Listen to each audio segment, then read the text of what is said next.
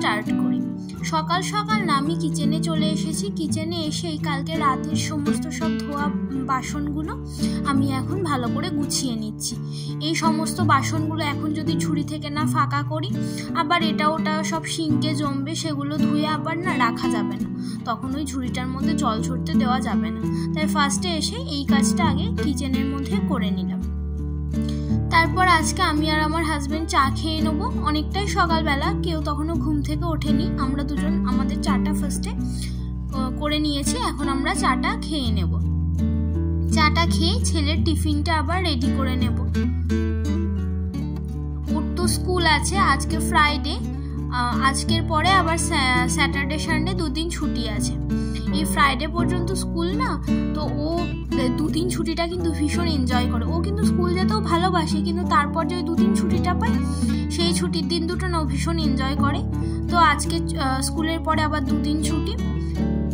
দেখবে মানে সপ্তাহের শেষটা কিন্তু বেশ ভালোই লাগে। মানে আমার তো এই ফ্রাইডে থেকেই না মনটা বেশ ভালো লাগে, যেহেতু আমার হাজবেন্ডেরও অফিস স্যাটারডে সানডে ছুটি থাকে, আবার আমার ছেলেরও, তো উইকেন্ডটা বেশ আমরা ভালোভাবেই কাটাই। এখন এখানে ছেলেকে একটু ব্রেড আর জ্যাম দিয়ে দেবো আজকে, আর এখানে ওর বিস্কিট দিয়ে দিচ্ছি পছন্দের। তো এখন ওর টিফিনটা এরকমভাবে ভালোভাবে রেডি করে নিলাম।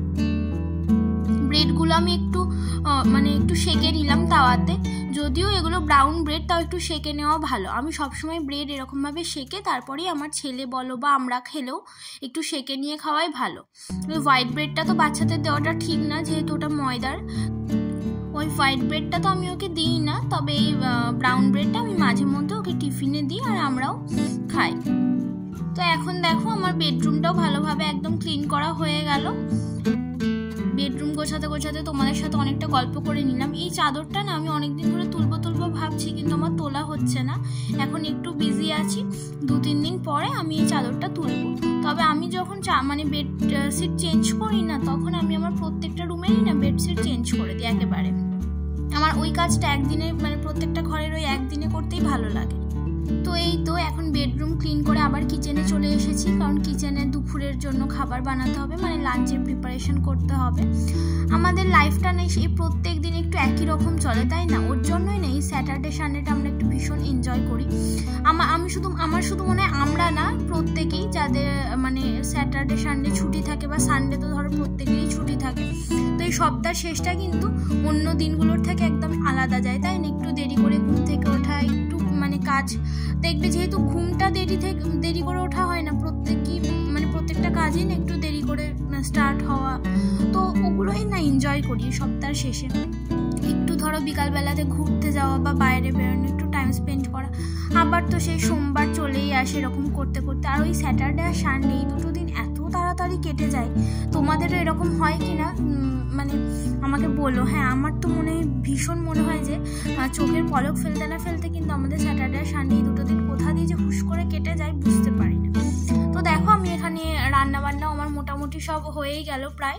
তো আমি এখানে একটু কুমড়ো আলুর তরকারিটা বসিয়ে দিয়েছিলাম একদিকে, আর জলখাবারের জন্য আমি একটু সিমাইয়ের পায়েস বানিয়ে নিচ্ছিলাম। এখানে সিমাইটাকে ফার্স্টে একটু কড়াইয়ে নেড়ে চেড়ে নিয়েছিলাম, তারপর তো দুধ দিয়ে ওটাকে ফুটিয়ে নিলে রেডি, আর লাস্টে চিনি অ্যাড করে দাও, তাহলেই কিন্তু আমাদের সিমাইয়ের পায়েস একদম রেডি। খুব ইজি। একদিকে সিমাইয়ের পায়েসটা হচ্ছিল, আর একদিকে আমি এখানে লাল শাকটা করে নিচ্ছিলাম, লাল শাক ভাজা। লাল শাক খেতে কিন্তু আমরা সবাই পছন্দ করি, আমার ছেলেও খায় লাল শাকটা, ও খেতে পছন্দ করে।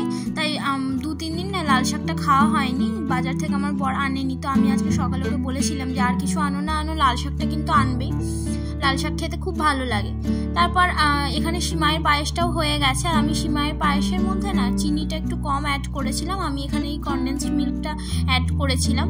আমার মনে হয় এই কনডেন্সড মিল্কটা অ্যাড করলে না ওই যে টেক্সচারটা একটু ক্রিমি ক্রিমি আসে, এই ভাবটা কিন্তু ভালো লাগে, এইরকমটা ভালো লাগে, বেশ একটু ঠিক হয় জিনিসটা, খেতে কিন্তু খুব টেস্টি হয়। তো এখানে দেখো আমাদের জলখাবারের জন্য সিমাইয়ের পায়েস একদম রেডি। এখানে বাটিতে আমি সার্ভ করে দিচ্ছি আমার শ্বশুর মশাই আর বরের জন্য। গরম গরম খেতে বেশ ভালোই লাগে সিমাইয়ের পায়েসটা। তারপর আমার তো এখানে একদম সমস্ত সব রান্নাবান্না কমপ্লিট। আমার ছেলেও স্কুল থেকে চলে এসেছে। তো তারপরে আমি এখানে সমস্ত যা থালা টালা পড়েছিল না সব মেজে টেজে নিচ্ছি। থালা টালা মেজে নেওয়ার পর তারপরে আমি রান্নাঘরটা ক্লিন করে নেব। তো এখানে অনেক থালা জমে গিয়েছিল, যেহেতু সমস্ত সব এক এক করে রান্নাবান্না করছিলাম, তো তখন মাঝে আমার আর মাজা হয়নি, যেহেতু রান্নাবান্নাগুলো কমপ্লিট করে নিচ্ছিলাম। ওদিকে আবার যদি এখানে মাজতে আসি তাহলে আবার ওদিকে একটু অসুবিধা হয়ে যাবে। তাই আমি এরকমই করি, মানে আমি রান্নাবান্নার কাজটা কমপ্লিট করে নিয়ে দেন আমি থালা টালা মাজতে আসি, তাহলে কি আর তো থালা পড়বে না। তো সমস্ত সব থালাগুলোই মাজা হয়ে যাবে লাঞ্চ করার আগে, আবার থালাটা লাঞ্চের পরে মাজবো। তো এরকম করেই করে নিই। আজকে চলো আমি তোমাদের সাথে শেয়ার করে নিই আজকে কি কি রান্না করেছি। আজকে খুব বেশি রান্নাবান্না করতে পারিনি, আজকে অল্পই রান্না করেছিলাম। আমার শ্বশুরমশাই খেয়ে দিয়ে বেরিয়ে যাবেন, তাই হাতে খুব একটা বেশি টাইম ছিল না আমার অনেক কিছু রান্না করার মতো। তো এখানে আমি ঢ্যাঁড়স ভাজা করেছি, কুমড়ো আলুর একটা মাখা মাখা তরকারি করেছি, এই যে লাল শাক ভাজা, পাশে আমি শশা কেটে নিয়েছিলাম, আর এখানে মাংস আলুর তরকারি করে নিয়েছি। তো তারপর একদম সন্ধ্যাবেলায় ভিডিওটা কন্টিনিউ করছি তোমাদের সাথে। এখানে আমার ছেলে ড্রয়িং করতে বসেছে, যেহেতু কালকে স্কুল নেই, কোনো হোমওয়ার্কের ব্যাপার নেই, তাই আমিও ওকে সেরকমভাবে এই শুক্রবার রাতটা আর পড়াতে বসাই না, ও একটু নিজের মধ্যে দিয়ে মানে স্পেন্ড করে। তো এখনও ড্রয়িং করছে। এই ড্রয়িং বুকটা না ও কাল স্কুল থেকে গিফট পেয়েছে, ওর ফ্রেন্ডের বার্থডে ছিল, তো সেই ওকে গিফট করেছে এই বুকটা। তো আজকের ভিডিওটা কেমন লাগলো জানিও, ভালো লাগলে চ্যানেলটা সাবস্ক্রাইব করে পাশে থেকো। আজকের মতো টাটা।